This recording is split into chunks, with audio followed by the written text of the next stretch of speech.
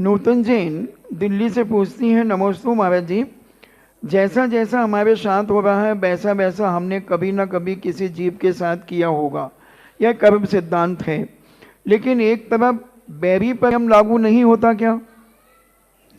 जैसा जैसा मैंने किया वैसा वैसा कर्म मेरे उदय में आएगा, तो सामने वाले के ऊपर यह नियम लागू नहीं होगा क्या? सब पे होगा। नियम किसी एक के लिए नहीं होता है। कभी कभी किसी का पुण्य इतना तेज होता है कि उसको जल्दी देखने में नहीं आता। जब तक तेरे पुण्य का बीता नहीं करार, तब तक तुझको माफ है, चाहे औगुन करे हजार। मैंने कहा ना, असत्य के पैर नहीं होते, वह ज़्यादा उछल कूद नहीं कर सकता।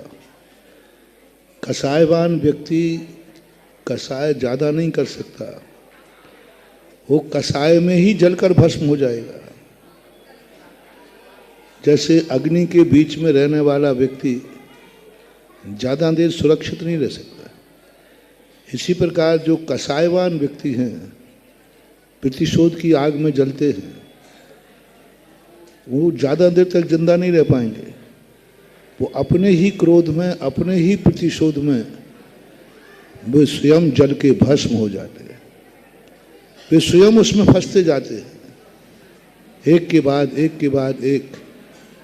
जैसे क्रोधी व्यक्ति क्रोध में आकर के सिर फोड़ लेता है, तो फिर सिर की दवाई और कराओ।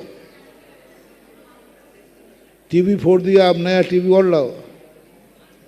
तो क्रोधी व्यक्ति कभी भी, प्रतिशोध षड्यंत्रकारी व्यक्ति भी ये कभी नहीं होते। और अंदर की जिनकी कषायें भरी रहती हैं, थोड़ा सा शांति रखो। इन सब का अपने आप उनका कर्म, उनके खुद के परिणाम उन्हीं को खुद भस्म कर देंगे और कर्म ही उनको दंड दे देगा। अपन को देने की जरूरत नहीं है। थोड़ा शांति से देखते जाओ क्या होता है, क्या हो रहा है। सामने वाला क्या कर रहा है, करने दो। एक नीति है कि जब सामने वाला अपन को उद्दंड हो रहा हो तो उसको कर लेने दो, जितना करना है कर लेने दो। अंत में जाकर के वो सब समाप्त हो जाएगा, थक जाएगा। इसलिए सामने वाले को भी मिलती है, लेकिन थोड़ा सा इंतजार किया जाता है। ऐसा माना।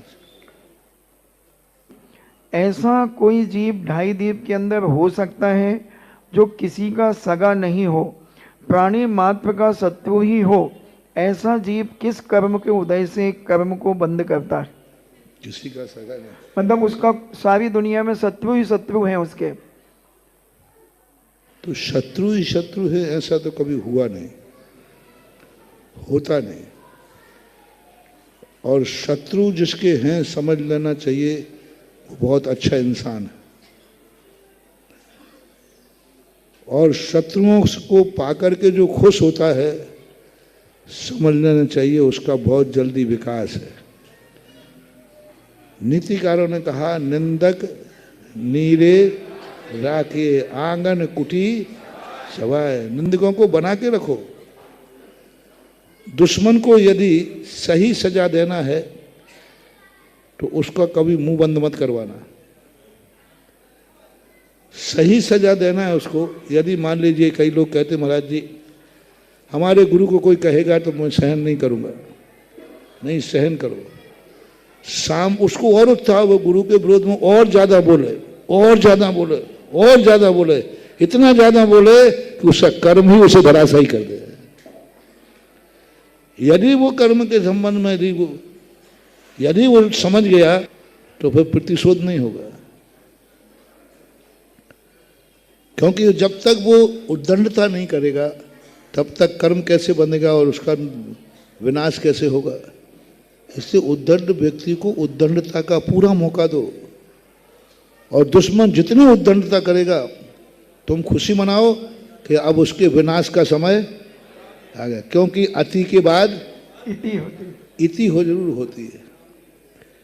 एक बार एक मुनि विरोधी ने पूछा, बना सही बताना पंचम काल में मुनि महाराज होते हैं कि नहीं? मैंने कि सबसे बड़ा मूर्ख आदमी है। क्यों, किससे पूछ रहा है? मैंने ये मूर्ख आदमी है। तो मैंने धीरे से कहा नहीं होते। तो उन्होंने कहा महाराज जी इतना सत्य कोई बोल सकता है क्या?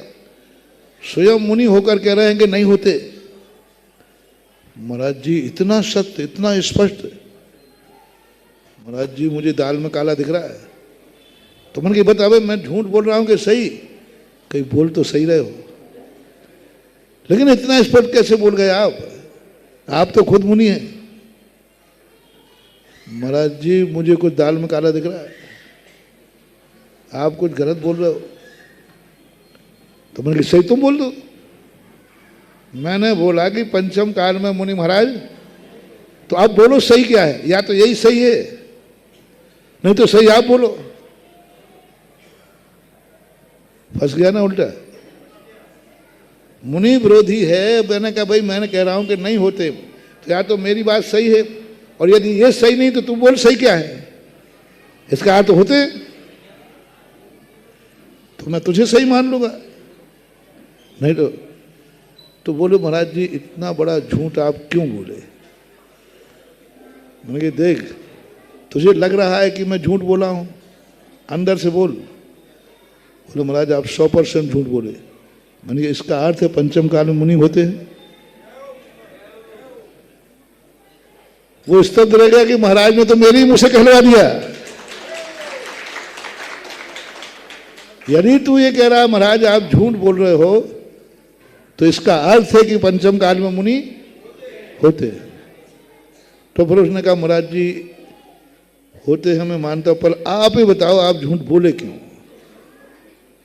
मैंने कहा देख तू मेरा मुनि विरोधी है, और यदि मैं बोलता कि होते हैं और तू मुनियों को मानने लग जाता तो तेरी दुर्गति कैसे होती। इसलिए मैंने झूठ बोला कि तू मुनि विरोधी तो है ही, और मैं कह दूंगा तो और विरोध में चला जाएगा, और जितना जितना तू मुनि का विरोध करेगा उतनी उतनी तेरी दुर्गति होगी, और दुश्मन का विनाश करना ही दुश्मन पुराण की नीति है। यदि तू मुनियों को मानने लग जाएगा तो तेरा तो विकास हो जाएगा, तो हमारी प्लानिंग फेल हो जाएगी। अच्छा ये बात है महाराज, आप इसलिए झूठ बोल रहे थे कि मैं मुनियों की वैसे ही बुराई करता हूं और करूं। मैंने कहा हाँ मेरी प्लानिंग तो यही है। तो लो महाराज मैं नियम लेता हूं, आज के बाद मैं सदा मुनियों को मानूंगा। अब आपकी प्लानिंग फेल। और आज भी मानता। बोलो महाराज जी ये प्लानिंग है आपकी दुर्गति करने की, अब मैं मुनियों को मानूंगा। तो मैंने कहा मान ले भाई तेरी मर्जी। फिर अब तुम मुनि विरोधी कहाँ रहा, अब तो क्या बन गया, भक्त बन गया। तो ये दुश्मनों को कभी भी यदि दुश्मन से बदला लेना है तो दुश्मन को खुली छूट दो, उसको खुला मैदान दो, जितना करना है करो, जितना करना है उतना करने दो, कोई फर्क नहीं पड़ता। वो दुश्मन खुद अपने ही जाल में फंस करके अंत में वह ऐसा स्थिति में चला जाएगा कि वह कुछ भी ना रोते बनेगा और ना हंसते बनेगा।